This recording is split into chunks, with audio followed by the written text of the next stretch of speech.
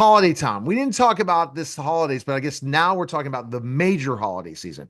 Christmas, Hanukkah, New Year's, whatever you're celebrating during this time till the new year.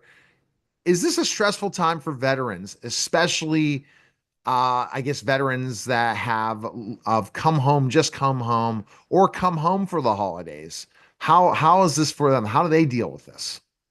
Well, thanks for having me on again, Neil. And yeah, the holidays is it's one of those times where as leaders in the military, we really get on high alert, if you will, because it can be a lonely time, it can be a depressing time, especially if you're stationed away from your family. So you see a lot of people who struggle with, you know, loneliness or isolationism and things like that during the holiday season. And so as veterans, as leaders in the military, we need to, reach out to our service members, check on them, reach out to our battle buddies, see how they're doing, and then, make sure they know that people are here for them. Absolutely. And if they and to know they're here for them, because at times they might feel like no one is there. And especially if they don't have enough family members. So kind of go into that specifically. Sometimes the holidays are tough because you're either still stationed overseas or you're somewhere else where you're with your family in the military, but you're missing your family. But also the times of conversation when you have to come home. So kind of go into those challenges, which I guess everyone challenges during the holidays. Well, I'll tell you, some of my favorite memories of the holidays and being around service members was actually deployed, where there's usually a big to do on the major deployment bases for Thanksgiving, Christmas, things like that. So actually getting together with a group of service members, your fellow battle buddies out there, and just breaking bread and being there for each other are some of my fondest memories from the holidays. But then as I progressed through the military and became a leader within the military, we tend to open our home up, especially when we were overseas, because we weren't going home for the holidays. So we'd open the house up to any of the service members in our units that wanted to come, and just try to give them a home cooked meal. Have them have a place where they can hang out and have some fun and just relax, and no rank involved, no none of that. It was all just people coming together to break bread and be together for the holidays. And I thought that was very important. And I know that the service members who were always involved in those things with us were always grateful for it too. They really appreciate what we were trying to do. Absolutely. Oh, then and that's part of it. And did you learn a lot in the military about giving? Do they teach that a lot of ways, especially when it comes to people that are less fortunate during the holidays? Certain leaders definitely push, you know, things like that, like giving, and so a lot of times during the holidays you'll see commands go and serve food for at the dining facilities on those holidays, things like that. So there's usually a big push there.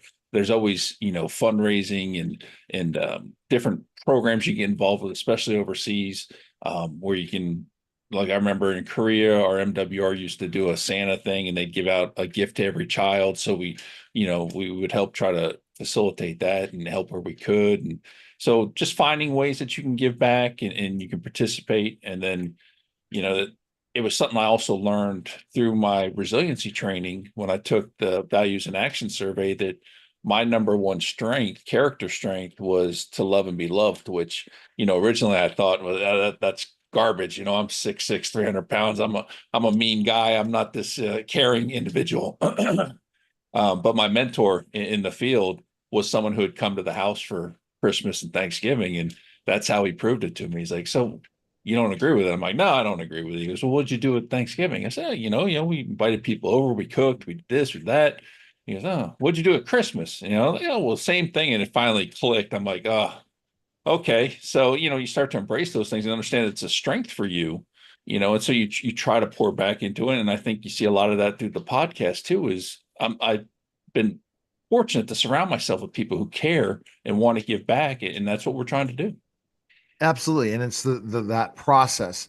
What tips should you offer, especially for military that are going through that might be suffering from PTSD or certain things in the holidays, to make sure that it does not cause them to be more depressed and deal with things, especially mental health for military in the holiday season? The first thing would be, don't isolate yourself.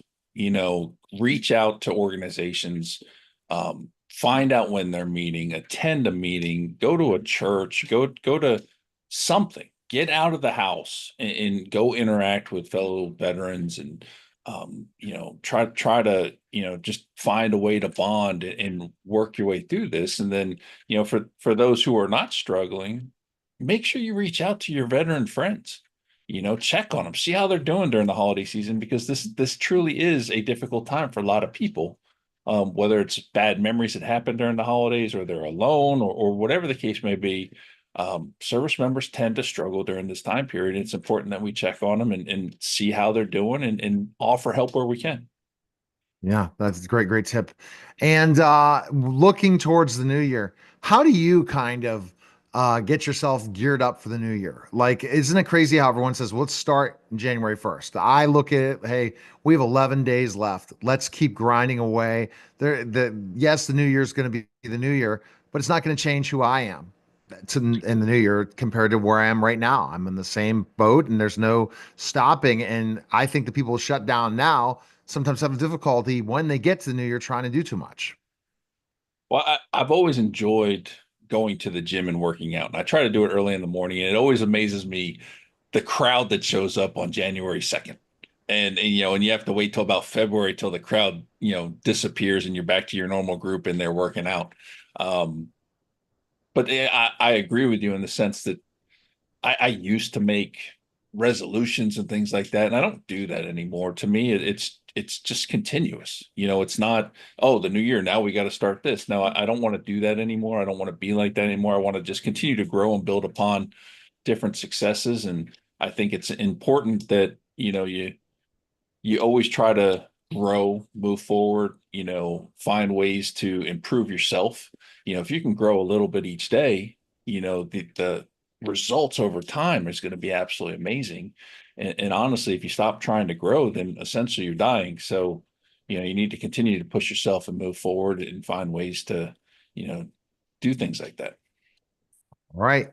Best place to go is vetsospodcast.com. Absolutely. Appreciate it, Sean. I mean, we'll talk next week before the new year, but appreciate you coming by, man, and have a great holiday season and look forward to talking to you again. Absolutely. You too. All right. You're listening and watching The Neil Haley Show. And we'll